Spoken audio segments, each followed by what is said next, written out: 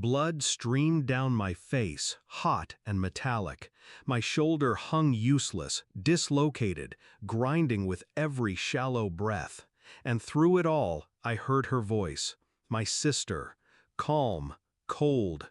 "You should have signed the mortgage." That was it. Not concern, not shock, just that one line, like my suffering was an inconvenience. All because I refused to be their guarantor. I dragged myself across the asphalt, each inch leaving a trail of red. My vision blurred, my knees scraped raw, but I made it to the base gate. I begged for help. Then darkness swallowed me. What happened next left even the military police stunned. My sister used to be my closest ally. When we were young, she'd patch my cuts, guard my secrets, swear we'd always protect each other. Then she married him, my brother-in-law, the kind of man who smiles with his teeth but never with his eyes. He wore charm like a mask, hiding debt, rage, and an ego that filled every room. I tried to give him the benefit of the doubt, for her sake, but cracks always show. The gambling debts, the business deals that never materialized, and then came the mortgage, a scheme too big for him to fund. He needed me to sign as guarantor. He cornered me, begged, threatened, spun lies about family loyalty. But loyalty doesn't mean suicide. I told him no. That's when I saw the first flicker of hate in my sister's eyes. The change was gradual, then sudden. She stopped calling unless she needed money, stopped visiting unless he was with her. Every conversation bent toward one goal, convincing me to sign. And when I didn't, the tone shifted. Guilt trips, silent treatments, accusations. You don't care about family. But family isn't meant to bleed you dry. Family isn't meant to weaponize love. I began to see their desperation, the late-night calls, the collectors showing up at her door, the fear she tried to mask with anger. And then came the night on base, the night they decided to force me.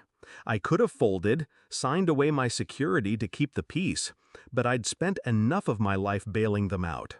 And as I lay in the infirmary, shoulders strapped, ribs wrapped, face stitched, I realized something.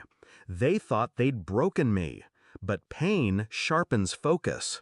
Betrayal fuels patience. So while the bruises healed, I planned. Not revenge with fists, revenge with precision. Step 1. I filed the assault report. Normally, families beg to keep things quiet. I didn't.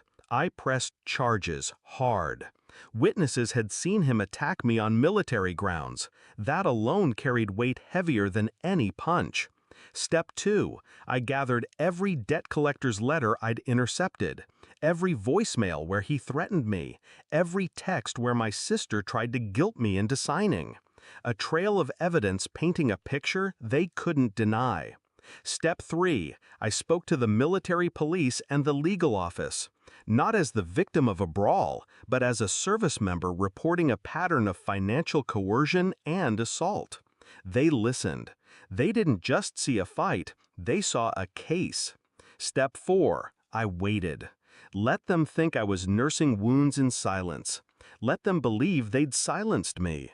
They didn't know the silence was the sound of the trap snapping shut. The call came weeks later, a mandatory summons. My sister and her husband had to appear before the military police for questioning. I was there when they arrived. My arm still in a sling, my face healed but scarred. He tried to bluster, to laugh it off. Family dispute, misunderstanding. But the officer slid a folder across the table. Photos, medical reports, statements, bank records, debt files. Every lie stripped bare under fluorescent lights. My sister's face drained of color as reality crashed in. She'd hitched herself to a sinking ship and dragged me into the water.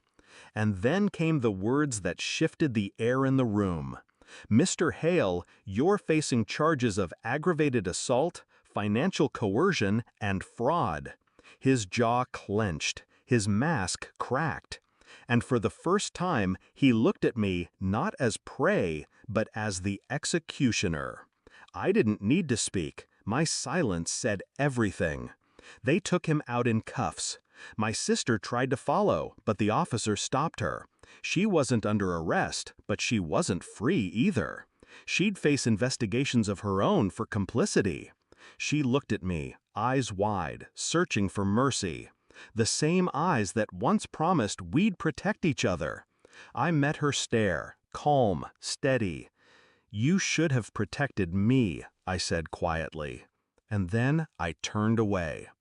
The military police were stunned, not by the charges, but by how deep the betrayal ran. Family tearing itself apart over greed. But I wasn't torn anymore. I felt lighter walking out than I had in years. They thought beating me would bend me. They thought betrayal would silence me.